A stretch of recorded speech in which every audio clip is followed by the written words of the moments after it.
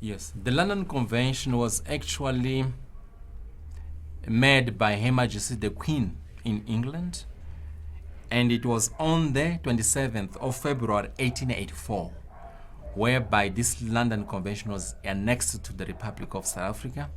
This London Convention states that these are the articles of the Constitution of the Republic of South Africa. So now, and it says further that this whole country of the Republic of South Africa is owned by Her Majesty the Queen.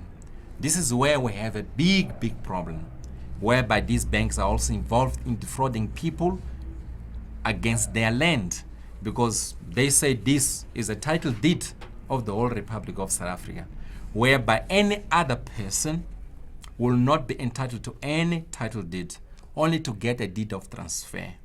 Because it says that all titles which may be granted or issued at any time by the Transvaal government in respect of land outside the boundary of South African Republic as defined in Article 1 shall be considered invalid and of no effect except insofar as any such grant or title relates to the lands that falls within the boundaries of the Republic of South Africa.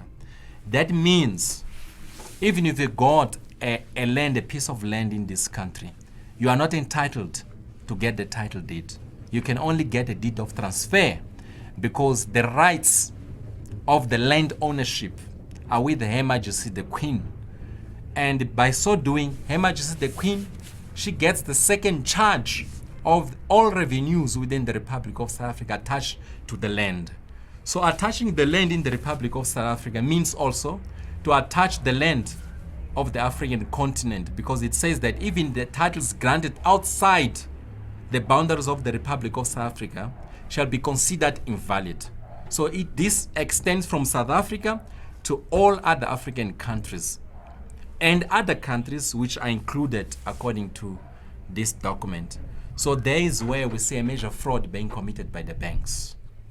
This has to do with the mineral rights in the Republic of South Africa or elsewhere in Africa, whereby because of this London Convention, nobody has the right to sell their mineral rights which are in the land, because Her Majesty the Queen, by the government of Britain, they've actually said that all the currencies in Africa are part of the gold standard policy, meaning that they're under the pound, because the pound is under the policy of the gold standard policy.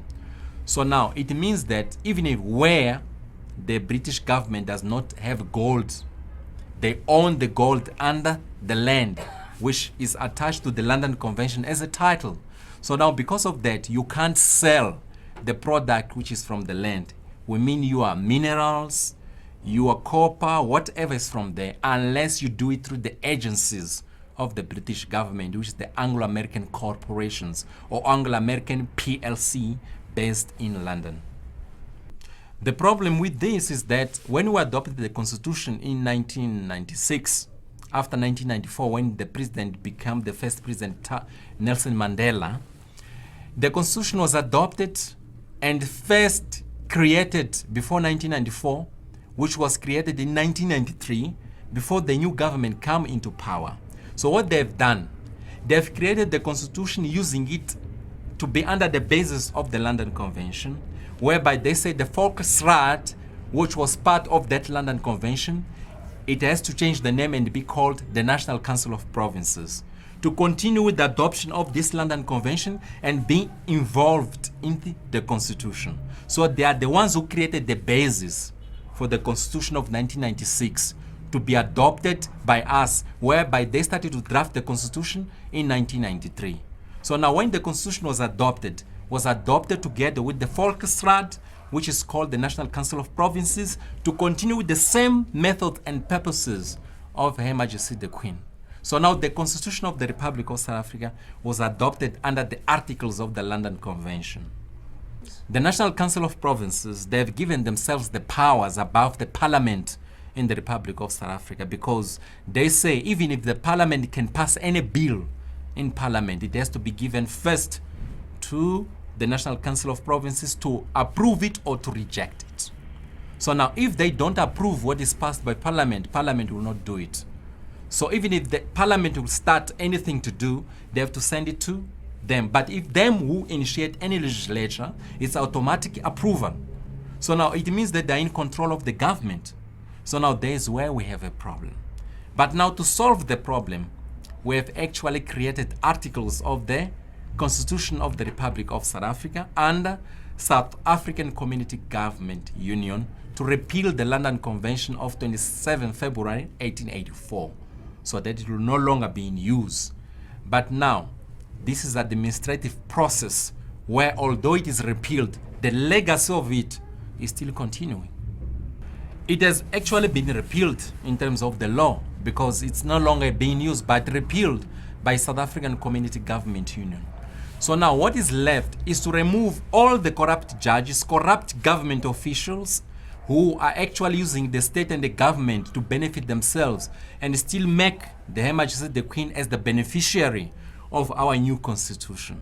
So now this is an administrative process whereby we're fighting against the syndicate, whereby we need that this matter be resolved as like today. The citizens have to be aware of this repealing of the London Convention and make sure that whoever is enforcing the London Convention, which has been repealed, it's unlawful and against the law and against the new Constitution of the Republic of South Africa, and including its new articles of the Constitution of the Republic of South Africa 1996. So now whoever is enforcing the London Convention, including the judges, magistrate, or any police officer or any state officer within the government, they must be arrested because they are doing corruption. That's what we call it, the organized judicial crime corruption syndicate, which is killing the economy of our country and making so many people to suffer, because the amount involved here of our GDP is 600 billion rands. So now, but this money is being shared among the syndicate and the British councils and Her Majesty the Queen, even right now. So it's a war.